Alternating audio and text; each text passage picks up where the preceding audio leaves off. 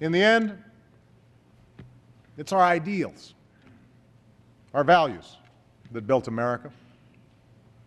Values that allowed us to forge a nation made up of immigrants from every corner of the globe. Values that drive our citizens still. Every day, Americans meet their responsibilities to their families and their employers. Time and again, they lend a hand to their neighbors and give back to their country. They take pride in their labor and are generous in spirit. These aren't Republican values or Democratic values that they're living by, business values or labor values. They're American values. Unfortunately, too many of our citizens have lost faith that our biggest institutions, our corporations, our media, and yes, our government, still reflect these same values. Each of these institutions are full of honorable men and women doing important work that helps our country prosper. But each time a CEO rewards himself for failure, or a banker puts the rest of us at risk for his own selfish gain, people's doubts grow. Each time lobbyists game the system or politicians tear each other down instead of lifting this country up, we lose faith. The more that TV pundits reduce serious debates to silly arguments, big issues into sound bites, our citizens turn away. No wonder there's so much cynicism out there. No wonder there's so much disappointment. I campaigned on the promise of change. Change we can believe in, the slogan went. And right now I know there are many Americans who aren't sure if they still believe we can change or that I can deliver it.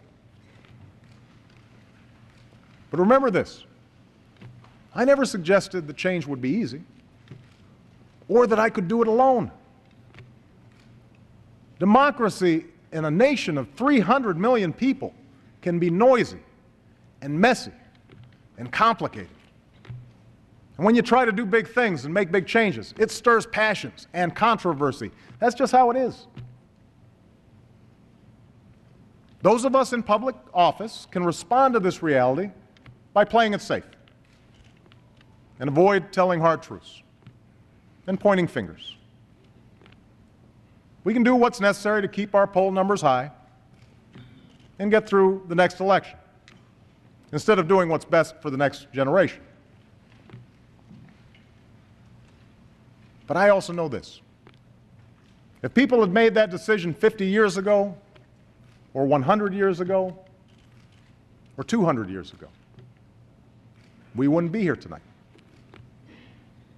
The only reason we are here is because generations of Americans were unafraid to do what was hard, to do what was needed even when success was uncertain, to do what it took to keep the dream of this nation alive for their children and their grandchildren.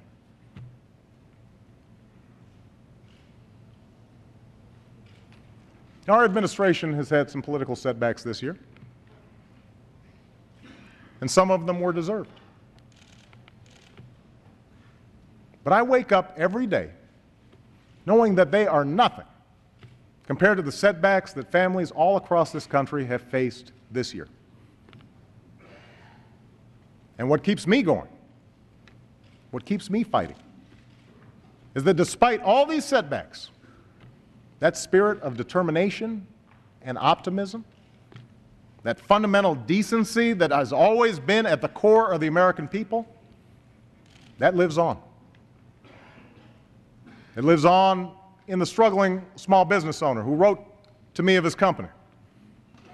None of us, he said, are willing to consider even slightly that we might fail.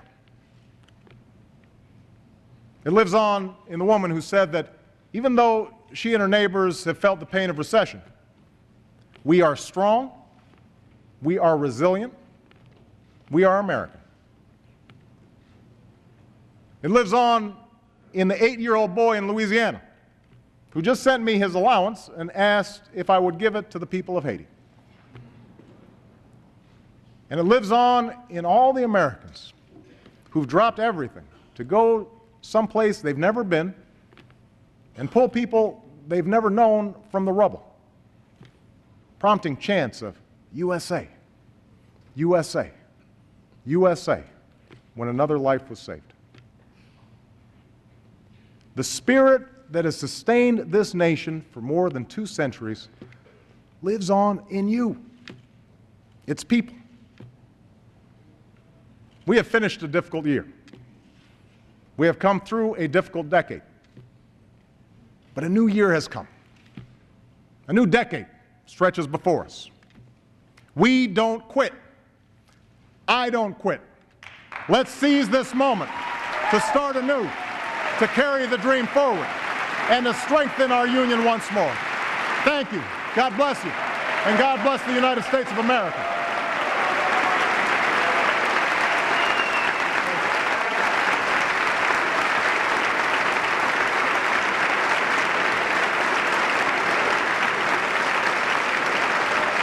Thank you.